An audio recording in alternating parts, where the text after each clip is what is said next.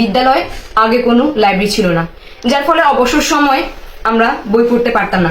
সারা বছর তো আমরা বিদ্যালয়ে যে বইগুলো রয়েছে সেগুলোই পড়ছি। আমাদের বাহ্যিক অন্যান্য জ্ঞানের দরকার রয়েছে, যার জন্য আমাদের বই পড়ার দরকার। আর এই বই পড়ার জন্যই আমাদের বিদ্যালয়ে একটি লাইব্রেরি প্রতিষ্ঠিত হয়েছে। এখানে রয়েছে আমাদের বিভিন্ন প্রিয় লেখকদের বই।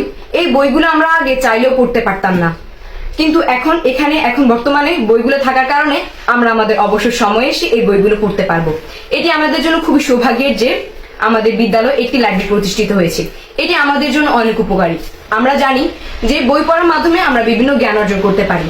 এখন যেহেতু আমাদের বিদ্যালয়ে একটি লাইব্রেরিতে সব ধরনের বই আমরা পাচ্ছি, তার কারণে আমরা বইগুলো পড়ার মাধ্যমে জ্ঞান অর্জন করতে পারবো। আমাদের স্কুলে আগে কোনো লাইব্রেরি ছিল না। এখন আমরা আমাদের যে পার্ট টাইম যে সময়টা থাকে ওইটাতে আমরা এখানে এসে বই পড়তে পারবো। আর এখানে বিভিন্ন রকমের বই আছে, যারা এগুলো কিনে পড়তে পারবে না, এখানে ওইরকম অনেক সুন্দর সুন্দর বই, আমাদের বিভিন্ন প্রিয় লেখকদের বই কতগুলো দিয়েছে, আমরা এগুলো পড়তে পারবো। আমাদের স্কুল শেষ অথবা আমাদের কখনো ক্লাস হচ্ছে না, এই টাইমে আমরা এখানে আসি এই বইগুলো পড়তে পারবো। এই লাইব্রেরিটা দেওয়ার জন্য ইউনুস স্যারকে আমি আমাদের সবার পক্ষ থেকে ধন্যবাদ জানাচ্ছি। লাইব্রেরি প্রতিষ্ঠিত হয়েছে, সেটির উদ্বোধন হয়েছে আজকে।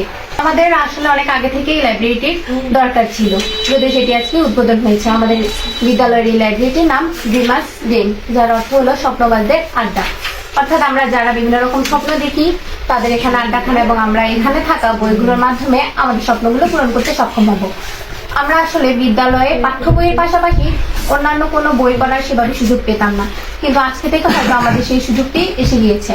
এবং আমরা পাঠ্য বই পড়া ছাড়া আমাদের যে ফ্রি টাইমটি থাকে তখন আমরা মোবাইল, টেলিভিশন এগুলোর মাধ্যমে আমাদের সময়গুলো পার করি। আজকে থেকে এই লাইব্রেরির মাধ্যমে, এই লাইব্রেরিতে থাকা বইগুলোর মাধ্যমে আমরা সময়টিকে সেইভাবে পার না করে বইগুলো পড়ে বিভিন্ন জ্ঞান অর্জনের মাধ্যমে সেই সময়টি পার করতে পারবো। যে সবচেয়ে বেশি সময় লাইব্রেরিতে দিবে বা লাইব্রেরি থেকে বই নিয়ে সবচেয়ে বেশি পড়বে, এবং উপজেলা প্রশাসনের পক্ষ থেকে প্রতি মাসে শ্রেষ্ঠ পাঠককে পুরস্কৃত করা হবে। পৌর এলাকার ভিতরে দুটি পাঠাগার নির্মাণ করা হয়েছে, যেটার নাম আপনারা নিশ্চয়ই শুনেছেন, যে স্বপ্নবাজদের আড্ডা। এখানে বহুমুখী রাইটারের বই, অনেক দামি দামি রাইটারের বই রয়েছে।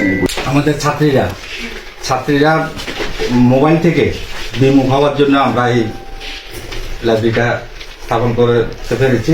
এই লাইব্রেরিতে আমাদের মেয়েরা সবসময় বিশেষ করে পড়ালেখার পাশাপাশি এই বইগুলো পড়ে তারা উপকৃত হবে।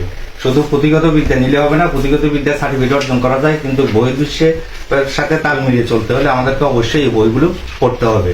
এই জন্য ছাত্রীরা মোবাইল থেকে বাদ দিয়ে এবার বইয়ের দিকে অগ্রসর হবে, এটা আমাদের বড় ধরনের প্রত্যাশা। যেহেতু এটা একটা বালিকা উচ্চ বিদ্যালয়, তো আমরা বিশ্বাস করি শুধু পুঁথিগত বিদ্যা, একাডেমিক বইয়ের পাশাপাশি দেশকে পরিচালনা করার জন্য, দেশকে বিশ্বের দরবারে এগিয়ে নিয়ে যাওয়ার জন্য নারীদের অনেক ভূমিকা রয়েছে। আর তার জন্য প্রয়োজন পুঁথিগত বিদ্যার বাইরে গিয়ে ইতিহাস, সংস্কৃতি, সভ্যতা, বিভিন্ন সভ্যতার উত্থান পাতান সহ শুরু করে রাষ্ট্রবিজ্ঞান সহ যত ধরনের জ্ঞান আছে সেই জ্ঞান অর্জন করার জন্য যে বইগুলো আমাদেরকে নিয়মিত পড়া দরকার একাডেমিক বইয়ের পাশাপাশি, সেই বইগুলো আমরা এখানে অন্তর্ভুক্ত করার চেষ্টা করেছে আমাদের ইউনো মহোদয়। ভবিষ্যতে আরো যে বইগুলো প্রয়োজন সেগুলো অন্তর্ভুক্ত করবে। এমনকি আমি চাই আমাদের পরিশ্রম উপজেলার মধ্যে যতগুলো স্কুল এবং কলেজ আছে সবগুলোর মধ্যে একটা লাইব্রেরি করে